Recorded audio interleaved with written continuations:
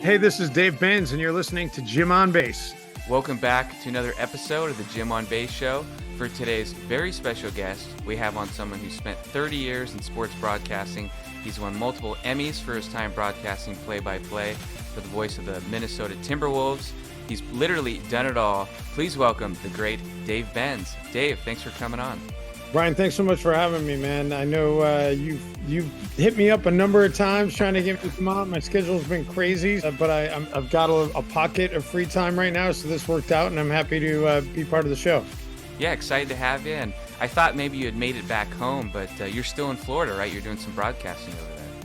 Yeah, I'm doing. I got hired to do this event. It's called Padel. It's the Pro Padel League, and there's a little bit of an interesting wrinkle to that because the people here in the United States call it padel, but all the international players call it paddle. And I've been saying we need to figure out what we're calling this because, I've done a lot of pickleball over the years and people I don't think people snicker at the name now of pickleball the way that they did 5-6 years ago. I think now it's become more mainstream and people kind of accept it. But when I first started doing pickleball, people were like, what the hell is pickleball? But at least everybody there was no dispute over what the name was or how to say it. So padel, I don't know if it's going to stick with padel or if it's going to be paddle, but whatever. But it's basically a tennis court, a smaller tennis court with basically racquetball walls built around the court. So there are certain, the ball has to land on the ground on the opposite side before it hits a wall. But after that, you can hit a wall. You play it off the walls. Wow. It's very high paced. It's a lot of fun. They started this pro league 2 weeks ago, and it's a 4-week regular season and then a championship for a 5th week, and it's all being hosted in Tampa for this first season. So they hired me to come out, so I've been going back and forth, and I was in Naples before that for the US Open Pickleball Championship. So I feel like I've been spending more time in Florida than California lately. And this particular trip, I decided my sister lives in Orlando, so that's not that far of a drive from Tampa. So I said, I'm just going to stay in Florida and go visit my sister for a couple of days. And she got a good little setup here. She's got a nice pool, some cold plunge back there in the background, and then back over there, got a little room with a sauna and an outdoor shower. So I've been taking full advantage of the amenities here at my sister's place. Yeah, I was going to say, you got a nice scene back there. So is the bathing suit on right now or? Oh, no, I've just got the shorts on. I actually just came back from the gym. I got up and went and worked out. So I'm still, and shout out to F45. That's my jam. I work out at F45 in Corte Madera back in the Bay Area pretty regularly. And, it's national. So I went to the one here locally and worked out the last 2 days. So, love that there's I'm able to have consistency even when I'm traveling with working out. Yeah, what kind of workouts is it? Or do you go there since you're out of town, put on a little display for them, show them how it's done? Yeah. Oh, yeah. I'm putting on a big display. No, it's basically like a circuit training thing. If you don't know about F45, you should definitely check it out. I'm obviously not getting paid to endorse it. I just really believe in it. I've been going there for, a year now, and it's a great all-around workout. You go every day, it's a little bit different, and there's a class, so you don't really have to think. You just kind of show up and go do what they tell you to do, and it's great. Awesome. So yeah, your home is still in the Bay Area then these days, it sounds like. Yeah, I'm in Marin County, so it's hard to argue with living there. It's gorgeous. It's and plus it's so inexpensive, so why wouldn't I want to live there? Yeah, see, it makes sense. Yeah, that's total sarcasm. Where did you grow up, though? Are you from Minnesota or? No, I grew up in upstate New York, in Syracuse, New York. And I've lived in 9 states in my career. I've literally gone all around the country. So I did live in Florida for a period of time in Miami. And then other places that I loved living were Dallas and Denver and Washington, D.C. and even some of the other smaller places that weren't necessarily as great. I still had a good time. Green Bay, Wisconsin, I lived in, covered the Packers for a while at the height of the Favre era. Lived in Indianapolis for a quick minute when, Peyton Manning, I covered the Colts Patriots AFC Championship game one year in New England at the kind of the beginning of the Manning Brady rivalry. So that was kind of cool. And then I where I'm forgetting. It's like I've lived in 9 places, but yeah, I think I hit most of them. So you're kind of a good luck charm for quarterbacks, and so Brock Purdy's really going to take off if you're still here in the area. Yeah, I mean, I'm very excited about this Niners season ahead. I think there's a lot of room for optimism. Hopefully, Brock is able to, play, if not at the very start of the season, very soon Mhm. thereafter. And I we'll see. I mean, it's looking like it's going to be a good season, but Yeah, that's the games are not played on paper. that's true.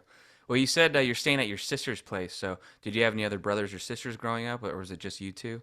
No, I have three sisters, and Mm. I'm in the middle. I got two older sisters, and then the sister that I'm at her place now, she's the baby. She's the youngest sister. So I grew up in a house with a lot of estrogen and only one bathroom. Wow. So, me and my dad, we there were a lot of long mornings waiting in the hallway to get access to the bathroom. And when you're 9 years old and you got a 13-year-old sister and she's in there obviously like doing makeup and hair and whatever, and you're standing in there and you're like, I literally just need to like, go take care of my business and maybe brush my teeth and be out of there in like 3 or 4 minutes. And you're Yeah. wondering, what are they doing that's taking 30 minutes? It was you didn't I didn't have that perspective at 9 years old that you have now. Well, what did your parents do for work?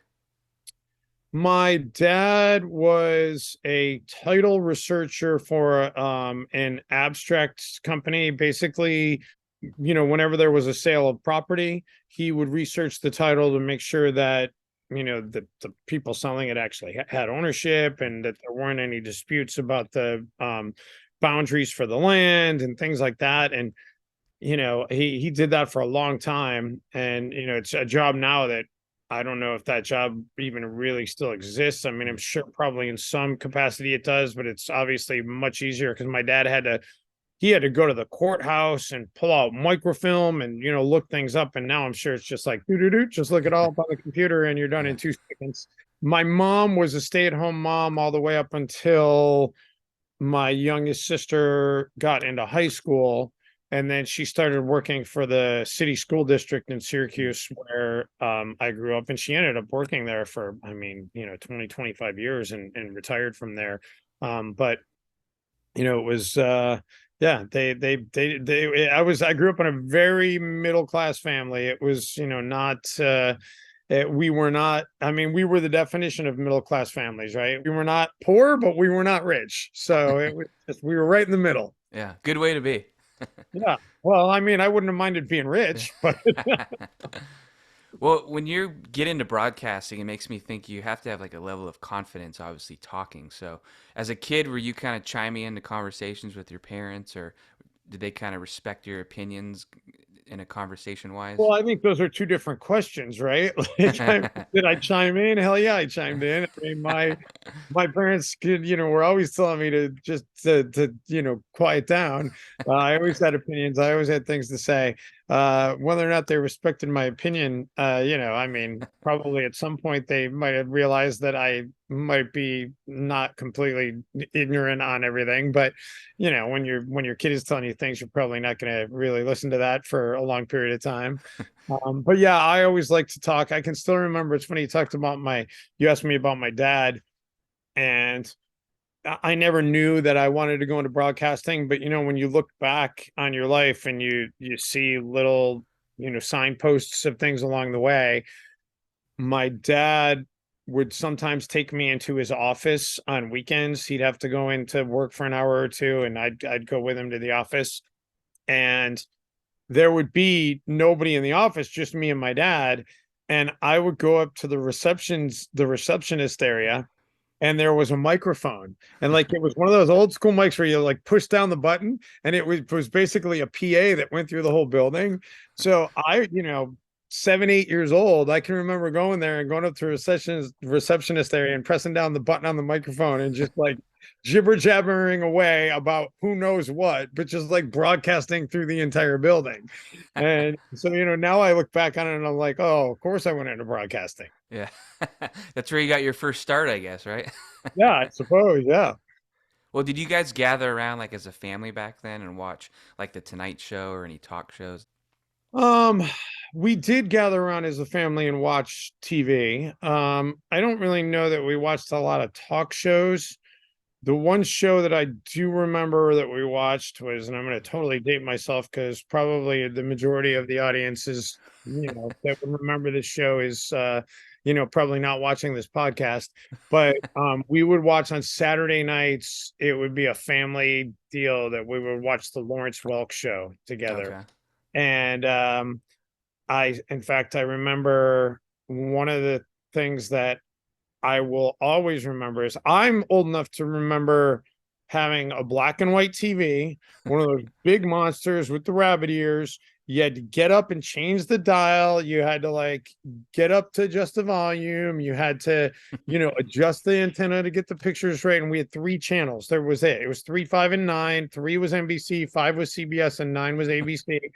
If the weather conditions were just right, you could get channel 24 on the UHF mode, which was the public television. But we would watch the Lawrence Welk show.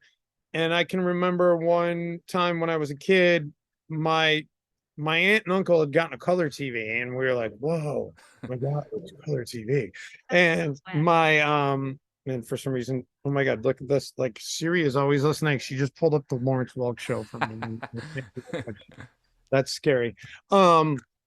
So my parents, they took me and my sisters to my grandparents one Saturday night, and they were gonna have a date night. And so we get settled in at my grandparents' house, and I don't know, like 35, 40 minutes later, my parents show back up and they're like, okay, kids, come on, get in the car. And we're like, what is going on? Like, we just got here, like, and they're like, no, okay, are we in trouble? Why are we going back home? And so my parents take us all into the living room, and we walk in the living room, and like on the TV is like a blanket covering something. And we're like, what the heck is this? And my parents, they like pull the blanket off, and it's like, ta-da! We got a color TV. And the first thing we watched on the color TV was the Lawrence Welk show. Wow. And I remember that during the commercial, like there was a Burger King commercial came on, and we were all like, oh my God, it looks so real. And so we ended up driving and going getting Burger King. It was like, I mean, why I remember that as a kid, I don't know, but I totally remember that as a kid, and I totally just dated myself. But that's a childhood memory that I'll cherish. Yeah, it's pretty good. That almost sounds like a scene from a movie. Yeah, right. I mean, yeah, it's definitely something that is retro. That's 100%. Well, I imagine you guys probably watched a lot of good sports on that TV. So, was your dad a big sports fan, or where'd you maybe get that from? My dad was a huge baseball fan. Mm, That was his thing. Like he watched basketball, probably was his second favorite sport. Didn't really care that much for football. So I didn't my football interest really kind of was a little bit delayed compared to everything else, just because my dad wasn't really into it. mm, And obviously now, I mean, I love football, and if depending what day you catch me, I'll tell you either basketball or football is my favorite. But my dad was a diehard Yankee fan, and he watched the Saturday baseball game of the week with Joe Garagiola, and then Monday night baseball was a thing back then. And so and all the games weren't on TV. And then I do remember when we got cable for the first time, and then it's like, oh, now we got all these games. And it was but yeah, my dad just he lived and breathed baseball. He loved it. I mean, I do love baseball. I still pay attention to it, but it's not it. I don't have the same level of enthusiasm for baseball that my father had, mm, but he definitely sparked my interest in sports. There's no question. And it is interesting because like I can remember I had this conversation with somebody actually within like the last week, and it's so weird how you have like this childhood line of demarcation, because I know in my head, because of my knowledge of sports, that the Yankees and Reds played in the 1976 World Series. I know that that is factually accurate. Don't remember it at all.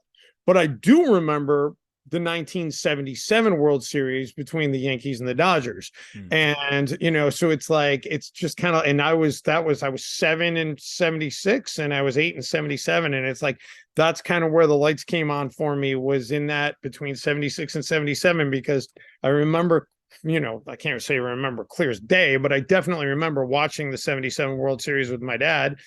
I probably watched the 76 World Series with him too, but I don't remember any of it. Yeah. No, it's funny how you said you come a lot, the lights come on. Um, Right. well, who are your favorite athletes then, and who are your number one teams as a kid? Like anyone you looked up Well, to? as a kid, I was a really big Greg Nettles fan for Mm. the Yankees. Loved Greg Nettles. I don't know why, but I loved Greg Nettles, just watching him play third base. And he was, I know, I don't really remember watching Brooks Robinson play that much. I know I've Mm. seen the highlights, and Brooks Robinson, I think, may have been defensively the best third baseman of all time.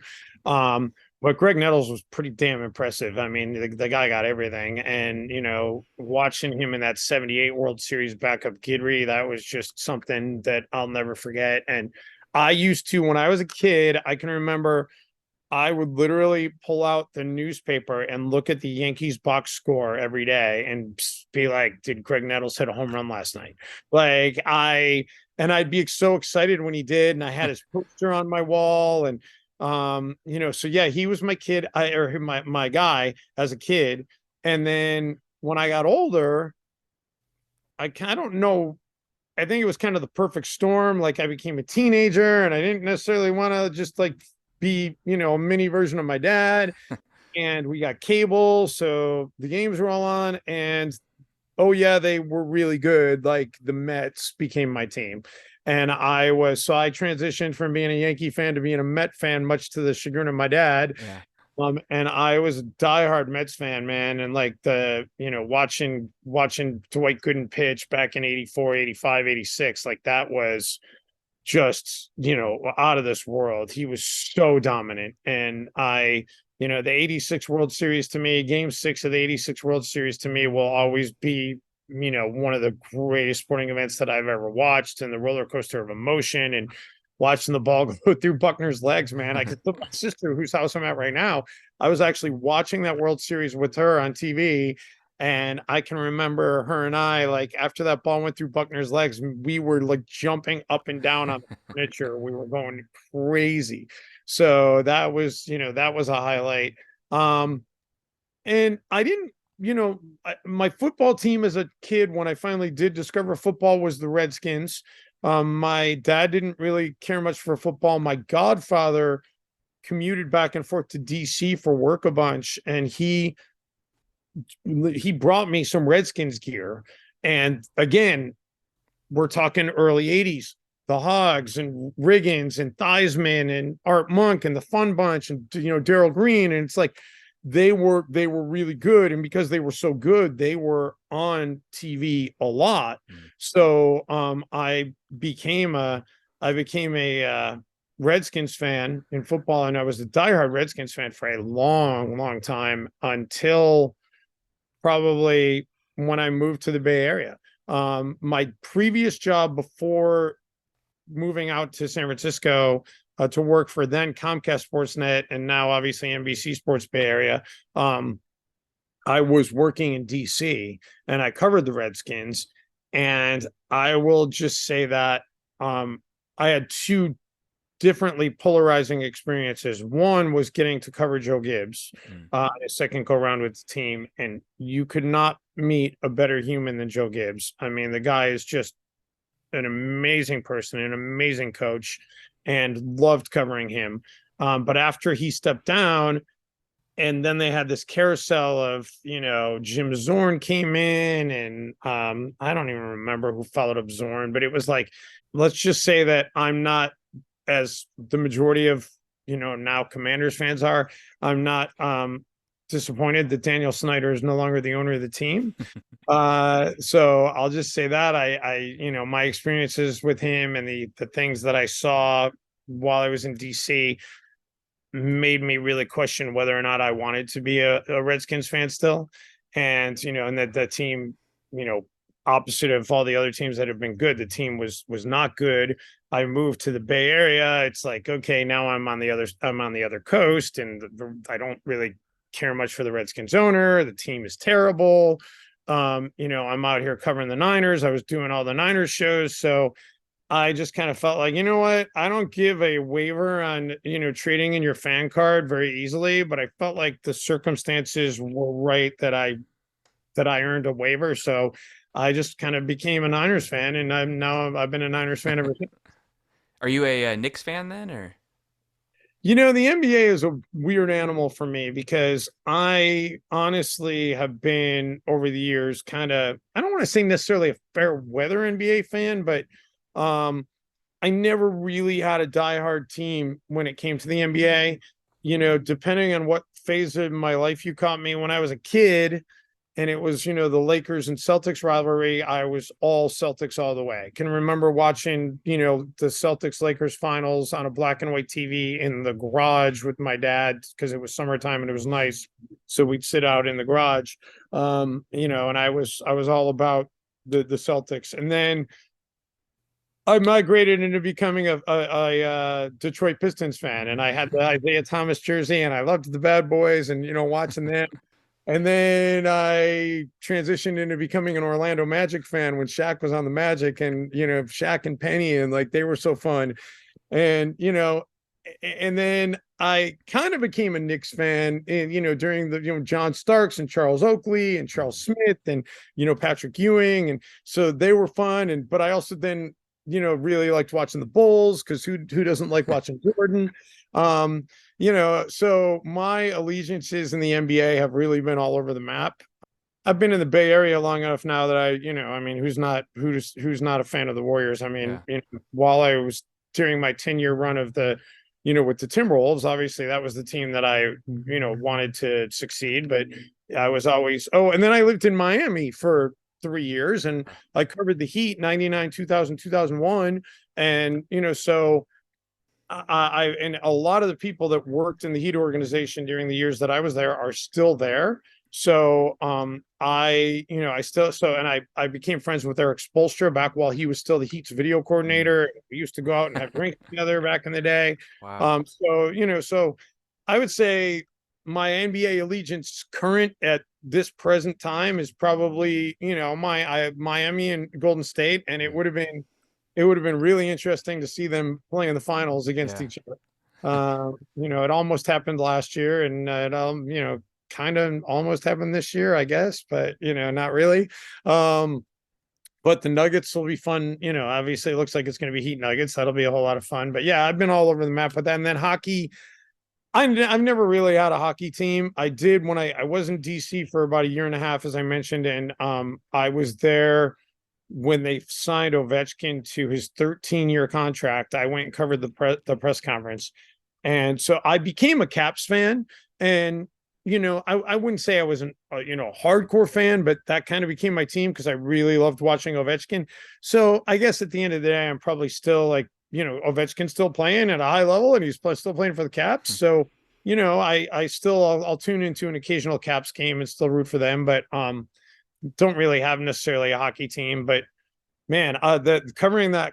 By the way, this is the easiest podcast for you ever because you're just like throwing something out there, and I'm talking for like 7 or 8 minutes. So, if I'm talking too much, let me know. No, no, no, it's good. But when I covered that Ovechkin press conference, they signed him to a 13-year deal. I was like, in the back of my mind, I'm like, this is insanity. Like they're signing somebody to a 13-year deal. Like this is going to end well, right? That is probably the one time that, I mean, there might be other examples if you go look through the annals because I don't know all of them, but I will say that the Caps won that deal. There's no question. The Washington Capitals signing Ovechkin to a 13-year deal for what was a ton of money at the time. They won that deal 100%, whereas usually it's the other way around. Yeah. Usually the athlete that wins that deal because after like year 7 or 8, like they've fallen off the table. Yeah, usually it's like the Barry Zito experience, Right, 100%. Well, that's great to learn who your teams were, and you've obviously had some great moments just from covering teams and seeing some great things happen. But who are you away from like the mic? Do you have any other hobbies and interests that you like to get into? I mean, my main thing is just I go work out pretty much 5, 6 days a week. That's if I don't do that, I feel like life is off kilter. So I do that. And I've got a 14-year-old son that Mhm. I spend as much time with as possible. We go play some pickleball on occasion, a few times a month we get out and play pickleball. But other than that, I mean, I'm pretty low key, man. I just kind of hang out and I, my dad, when he passed away, left behind a baseball card collection of about 1 million cards, like Wow. literally 1 million cards. And so he passed in 2019. So I'm still working my way through that and finding which cards are worth getting graded. So, that's like a little bit of a project that I'm constantly working on. But yeah, it's and then just hanging out, man. It's and picking up a lot of freelance work right now and Mhm. just enjoying my time and every day we get is a blessing. Well, any good cards then in there that are worth something? Any good surprises? Well, I could tell you the story of the best card. I mean, there's been a few manals that have graded Wow. well, that I've done all right with, but I'm not really a collector, so I've kept a couple for myself, but I'm mostly just kind of liquidating it. So if anybody out there is interested in card, Yeah. hit me up on Twitter at Dave Benz. You can DM me. But the story that really kind of blew my mind was when my dad passed, and I went back to the house in Syracuse, New York, to go through the collection, and I made a couple of trips, but the last trip that I made there, I went there for like 4 or 5 days. And in my mind, the one card that I thought maybe my dad might have that would be a high value card, because his peak era of collecting was late 70s to early 90s, right? And the one card that falls in that era that is really worth something above all else is the Jordan rookie. Mm. And so I go to my dad's house and I set up this little makeshift work area down in the basement by where his collection was. And I had a friend that had flown in from Dallas to help me look through stuff as well. And so we spent 4 or 5 days going through cards, and we find a lot of good stuff, right? But I'm not finding a Jordan rookie, and I find some NBA stuff, and I'm like, and every time I would find, my dad collected mostly baseball, but you'd hit a little vein of some NBA stuff here and there, and I'd be like, oh, maybe this is gonna be it. No, well, literally, Ryan, the last day that we're there, the very, very end of the day, I gotta leave. I gotta go to the airport, right?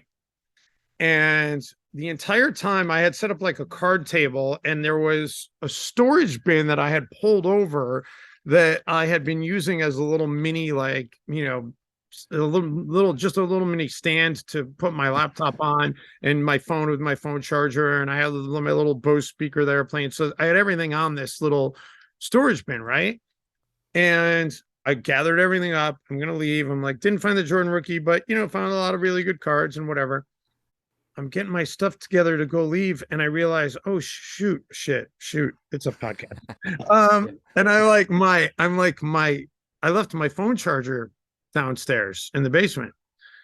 So I go downstairs and I get the phone charger, and it's like draped over this storage bin that has literally been at my feet for 5 days. And I think to myself, I'm like, I never did look in that storage bin.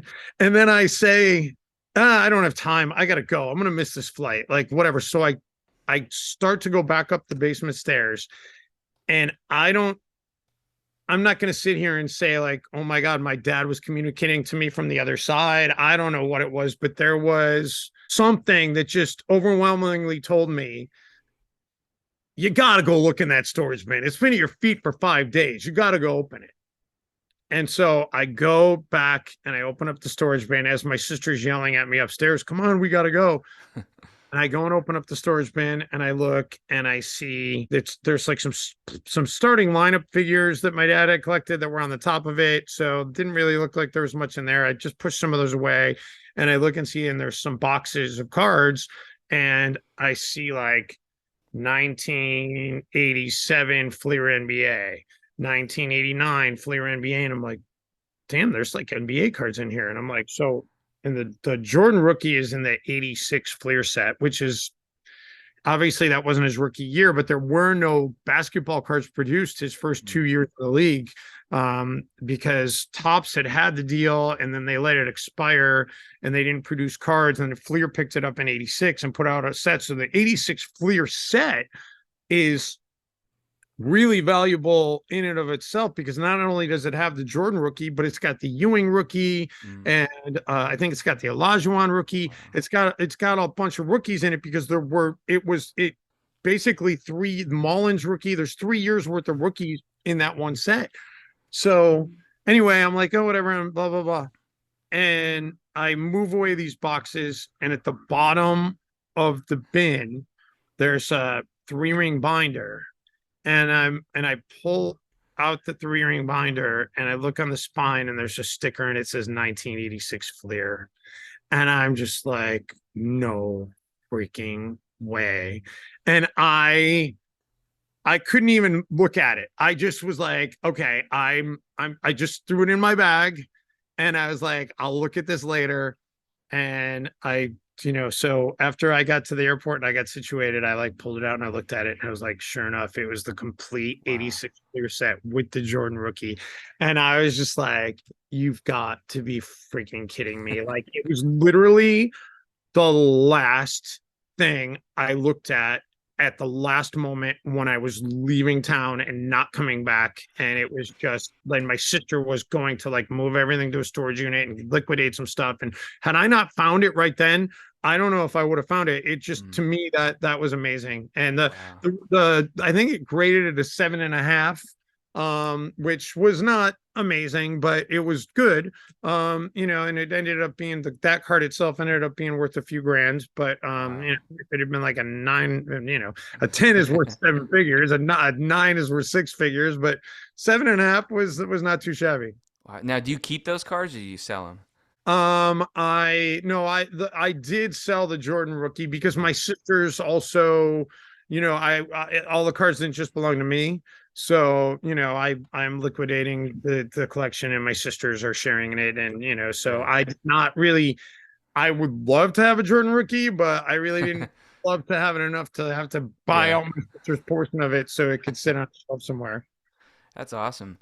Well, another thing I wanted to talk to you about was you seem to have good taste in music, right? Because I remember I went to a U2 show once and you were asking me some questions about it on Facebook. So, who's your favorite bands? Well, U2 is the band that I have seen the most. I've seen them in concert like 13 times, and I'm stoked because I got tickets to see them at the Sphere in Vegas Oh, nice. coming up. So that's going to be amazing.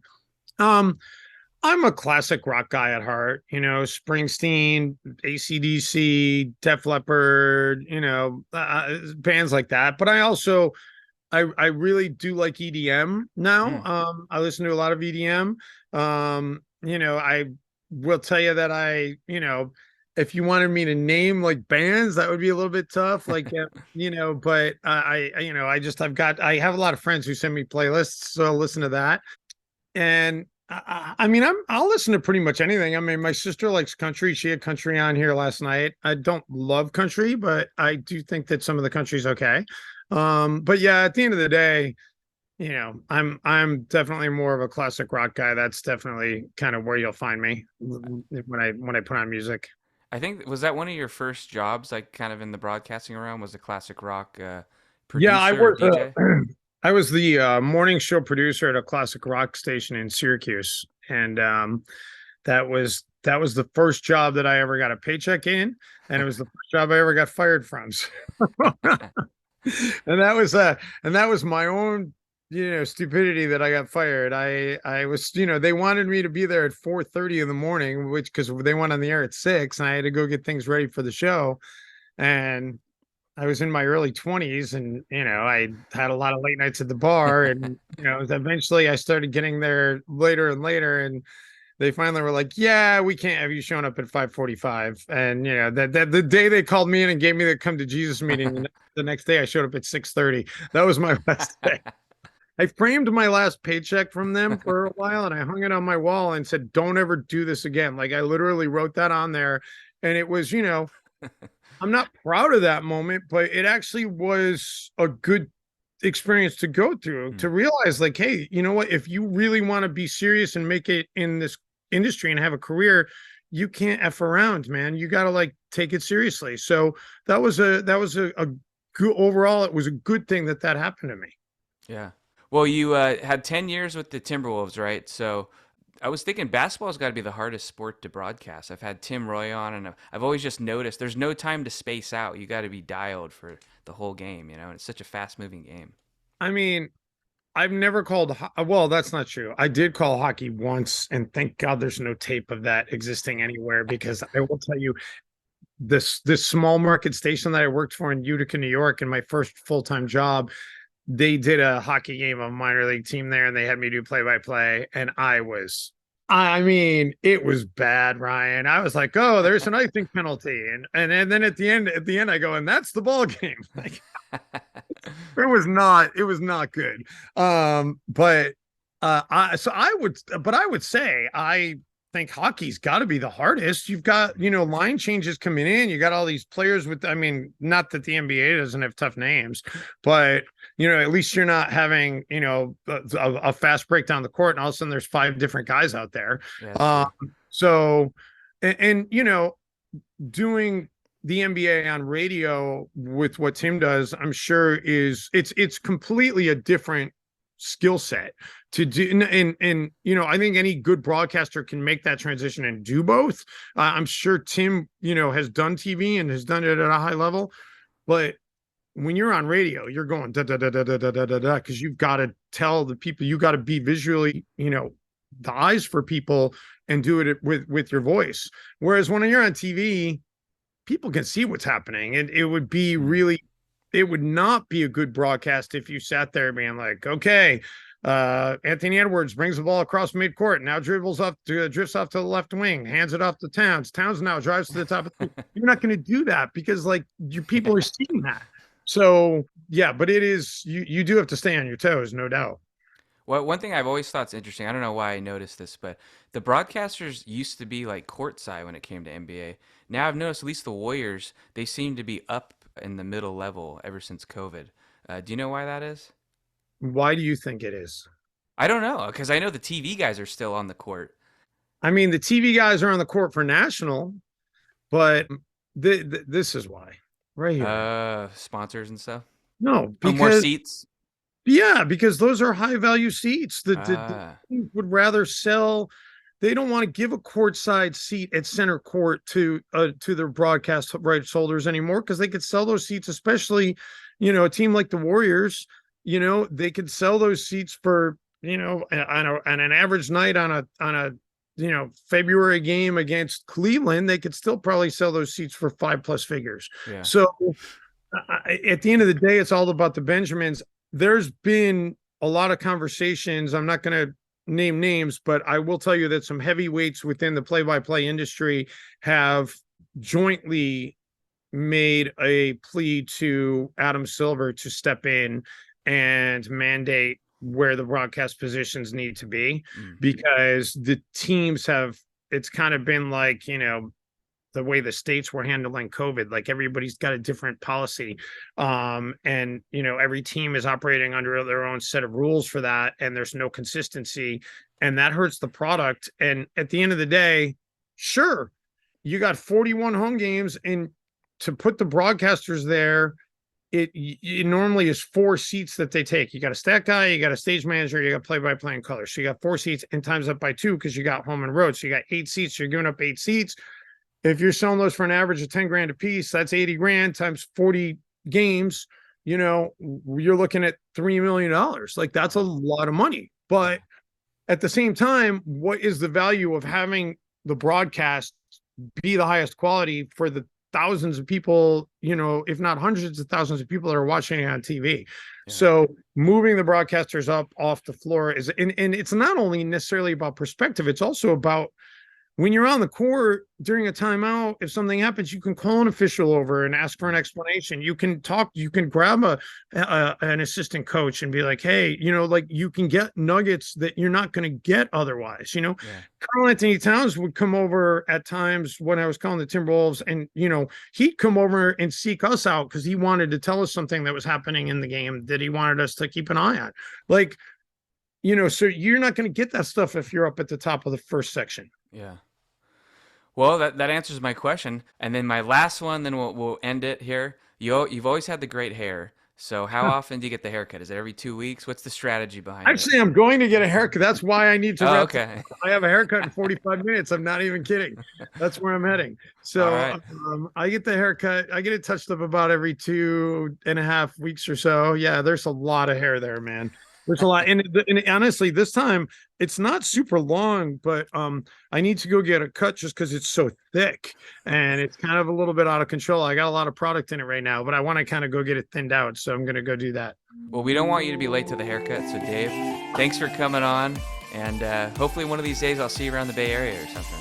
Yeah, sounds great. I'll have to come check out Danville. I've been out there a little bit, so it's a great spot. So maybe we can hang out and catch a beer out there. Yeah, definitely. Or I'll see you at the Sphere in Vegas for you too. All right, that's even better.